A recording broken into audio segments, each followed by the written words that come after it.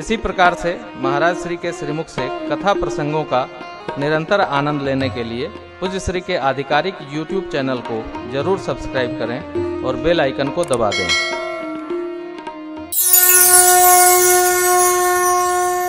देवताओं से शिव जी ने पूछा, हेतु प्रयोजन सब चुप, क्या कहें, आए तो स्वार्थ बस हैं।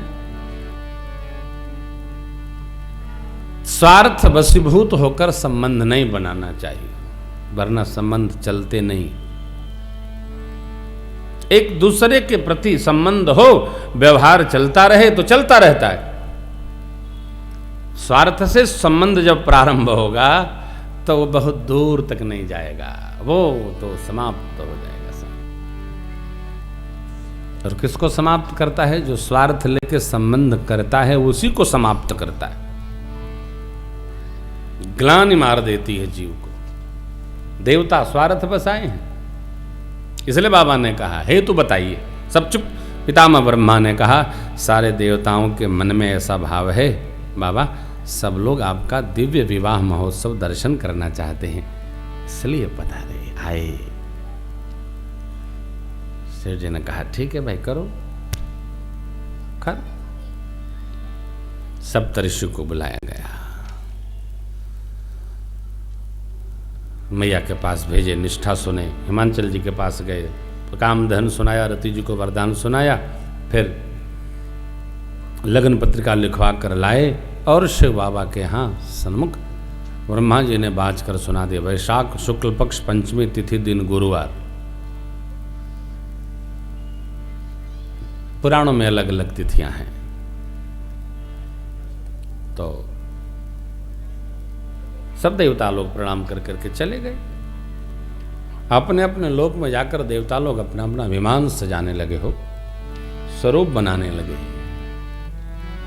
कैलाश पर कोई नहीं आया। सांझ का जब 4 बजा तो गणों ने बाबा से कहा, बाबा हम लोग भी कुछ सजावट वगैरह करें। तो सजावट क्या करेंगे, सजावट का सामानों तो चाहिए।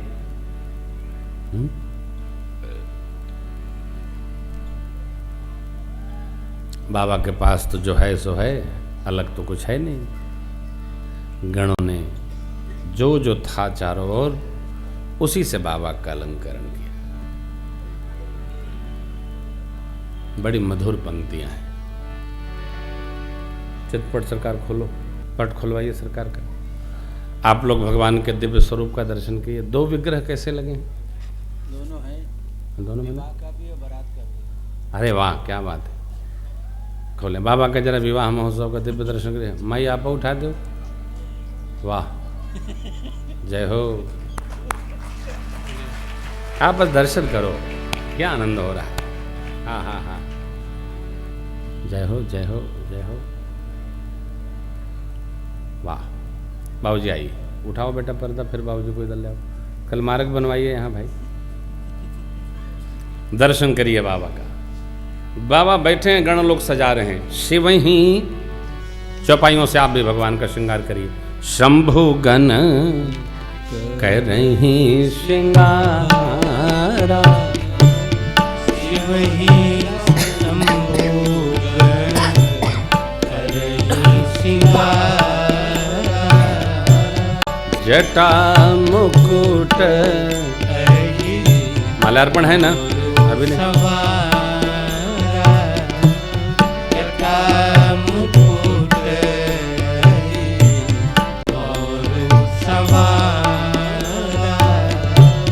कुंडल कंकन पहिरे व्याला, कुंडल कंकन पहिरे व्याला, तन विभूति पटक हरि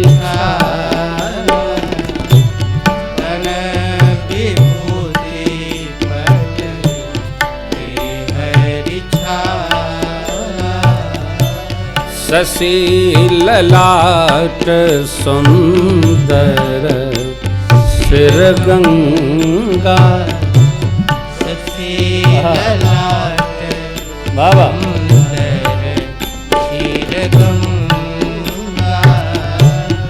नयन तीन उपबीत भुजंगा, नयन तीन नेत्र तीन। उपबीत वासुकी जी का जनेऊ, भुजंगा, गरल कंठ और नरसिरमाला, कंठ में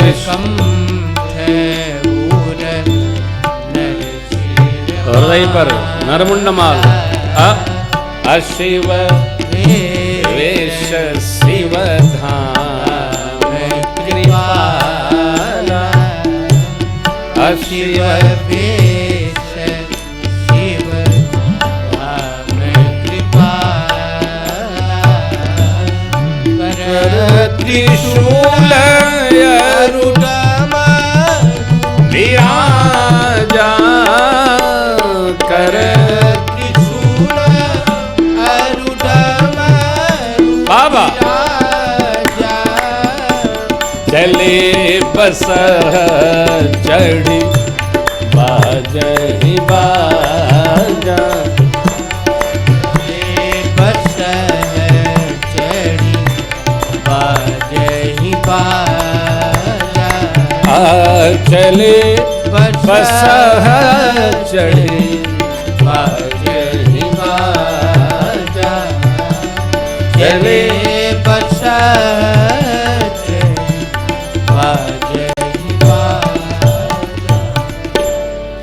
बाबा के गण बाबा का श्रृंगार करने लगे। जटाएं जो कामदहन के समय बिखरी थी उसका मुकुट बना दिया, सांपों का मौर बना करके लगा दिया, पूंछ नीचे सिर ऊपर बांध दिया एक सांप से, कान में कुंडल सर्प का, बाह में बाजूबंद, हाथ में कंगन सर्प का। ध्यान रखिएगा, कानों में जो सर्प, अग्नि पुराण में सर्पों का वर्गीकरण है, कितने प्रकार के सर्प धराधाम पर हैं।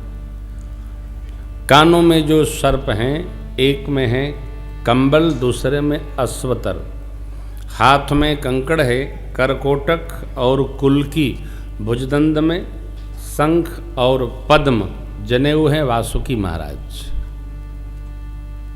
चाहे जो नहीं तो विधान है कौन सर्प कहाँ विराजेंगे, उनका ऐसा स्थान है।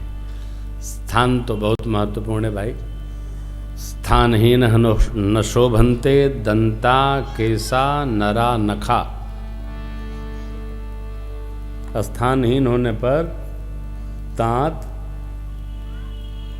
बाल, नाखून और मनुष्य शोभायमान नहीं होते। महत्व की बात है। गणों ने जो था सजा दिया, तन विभूति, जो धुनि की विभूति थी उसको लगा दिया, पटके हरी छाला, जिस बागंबर पर बाबा थे उसी को पहना दिया गणों ने। चंद्रमा तपस्या पूर्वक भगवान शिव की शरण में है, शशि ललाट सुंदर शीश में गंगा मैया है। ये भी तप के प्रताप से है ना। महाराज भगीरथ ने, इसी क्ष्वाक कुल में जन्मे महाराज भगीरथ, अंशुमान, असमंजस, दिलीप, इन राजाओं की तपस्या के परिणाम स्वरूप भगीरथ महाराज ने जब तप किया, तब जाकर गंगा जी अवतरण के लिए तैयार हुई और गंगा जी को भगवान शिव ने अपने जटाओं में धारण कर लिया, शोभायमान हो रही। क्या अद्भुत लीला है बेचारी, शशि ललाट सुंदर सिर गंगा। श्रीमद्देवी भागवत में माँ देवी की कृपा से भगवान शिव को तीसरा नेत्र प्राप्त हुआ, जिसका नाम है ज्ञान नयन। जनेऊ इन्हीं का। समुद्र मंथन के समय देवताओं की प्रार्थना पर भगवान शिव ने विषपान कर लिया। किसके लिए? लोक मंगल के लिए। गरलकंठ, जो सबका मंगल चाहता है उसको तपना पड़ता है, हो उसी को तपना पड़ेगा जो सबका भला चाहेगा। नहीं तो आराम किस किस की गाइए, किस किस की रोइए। आराम बड़ी चीज है मुँह ढक के सोइए, जिसको सोना भोजन बड़ा प्रिय है वो अपने लिए भी शत्रु है बेचारा। धरती का बोझ, येषाम न विद्या न तपो न दानम ज्ञानम न शीलम न गुणो न धर्म ते मर्त्यलोके भुविभार भूता मनुष्य रूपेण मृगाश्चरन्ति। नीति वचन है, महात्मा भर्तृहरि ने लिखा है अपने नीति श्लोक में। क्या अर्थ है? विद्या प्राप्त नहीं करना है, तप करना नहीं है, शीलता वर्ण नहीं करे, दान में कोई रुचि नहीं, कोई अर्थ है क्या? लेकिन बाबा गरलकंठ, और आप विचारिएगा देवताओं ने, भगवान विष्णु ने क्या कहा? ये फल प्रथम है, आपको समर्पित है। क्या शिव जी जानते नहीं कि लोग मेरे साथ छल कर रहे हैं? परिवार का पिता ये जानता है कि हमारे बच्चे हमारे साथ छल कर रहे हैं, परंतु वो पिता है, जानते हुए भी अनजान बना रहता है। जाओ जाओ जाओ, कोई बात, समझता है पिता, सब समझता है। शिवजी जगत पिता हैं, जगत गुरु हैं। तुम त्रिभुवन गुरु वेद बखाना। शिवजी जगत पिता हैं। अरे हमारे आपके इष्ट के भी इष्ट हैं शिवजी हो। एक ही तो देव नहीं, महादेव ऐसे हैं, देवता भी भजते हैं, मुनि भी भजते हैं, भगवान भी भजते हैं, मनुष्य तो क्या कहना भजते ही है, असुर भी भजते हैं इस शिव जी को। गरलकंठ नरमुंडमाल नरसिरमाला, वेश तो कल्याणकारी, लेकिन साक्षात कल्याण के स्वरूप हैं बाबा। हाँ? जानते हैं सबसे अधिक सरल सेवा शिव जी की है। कोई खटकर्म नहीं, चाहे जैसी सेवा कर लो, जहां बैठा दो जगह का नाम ले लो, बस उसके बाद ईश्वर लगा दो, शिव जी का मंदिर बन गया। मैं अक्सर कहा करता हूं,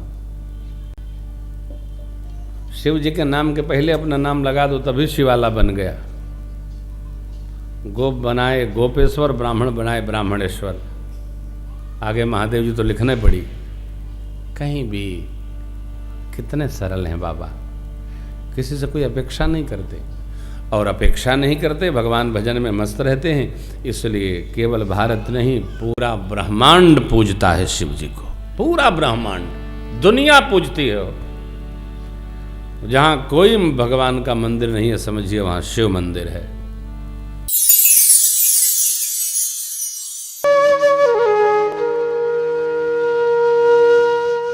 इसी तरह सुनते रहिए, चैनल को सब्सक्राइब करिए, बेल आइकन को दबा दीजिए और पुण्य अर्जन के लिए अपनों में शेयर करिए।